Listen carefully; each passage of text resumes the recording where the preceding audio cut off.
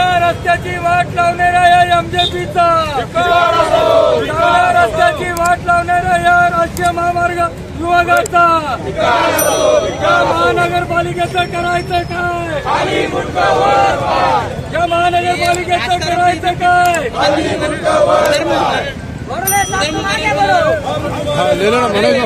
अपने लिए फोटो निकालने का रास्ता रोको बोले साहेब, तुम्ही या ठिकाणी रास्ता रोको आंदोलन केलेलं आहे, नेमकं काय मागणी आहे आणि शिवसेना उद्धव बाळासाहेब ठाकरे या पक्षाच्या वतीने आज मानुबा आश्रम चौकामध्ये रस्ता रोको आंदोलन आम्ही या ठिकाणी करण्यात आलेलं. आमची महत्त्वाची मागणी होती की पैठण रोडवर जे जलवाहिनी टाकण्याचं जे काम होतं, त्यांनी जलवाहिनी टाकण्याचं काम या ठिकाणी अर्धवटरित्या केलेलं आहे. आज रस्ता खोदून ठेवलेला आहे. चांगला डांबराचा रस्ता होता, तो खोदून ठेवला आहे. पाईपकरता खोदलेले खड्डे तसेच आहेत.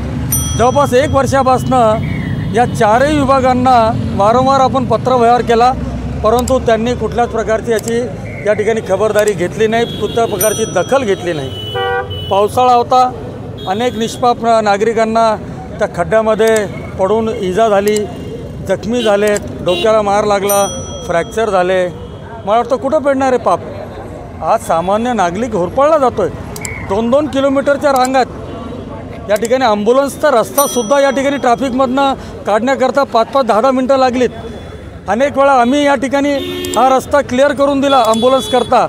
हे सगळं याला जबाबदार महाराष्ट्र जीवन प्राधिकरण, या ठिकाणी महानगरपालिका, नॅशनल हायवे, हे तिन्ही डिपार्टमेंट याला जबाबदार आहेत. आणि मी तर या ठिकाणी रस्ता रोको याच्याकरता केला की काम तात्काळ 2 तारखेपर्यंत पूर्ण करून द्या, परंतु अद्याप त्यांनी ते काम पूर्ण केलं नाही आणि आम्हाला शेवटी रस्त्यावर उतरण्याची या ठिकाणी वेळ आलेली.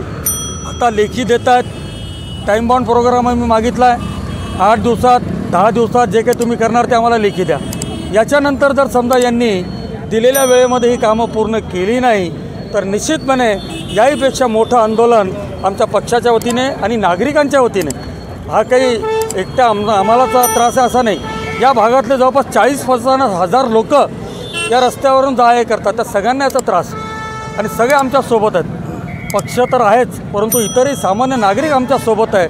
आणि सगळ्यांची मागणी आहे की निश्चितपणे हे तात्काळ या ठिकाणी रस्ता दुरुस्त व्हावा, मोटरेबल व्हावा, पूर्ववत व्हावा. जर नाही झाला, यांनी दिलेल्या वेळेत आता नाही झाला, तर निश्चितपणे याहीपेक्षा तीव्र आंदोलन या ठिकाणी समस्त नागरिकांच्या वतीने आम्ही करू.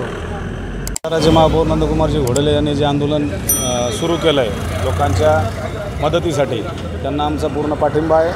शहराच्या महापौरला जर आंदोलन करण्यासाठी उतरावं लागतं आहे, या सरकारचं करायचं काय, हा सगळ्यात मोठा प्रश्न आहे.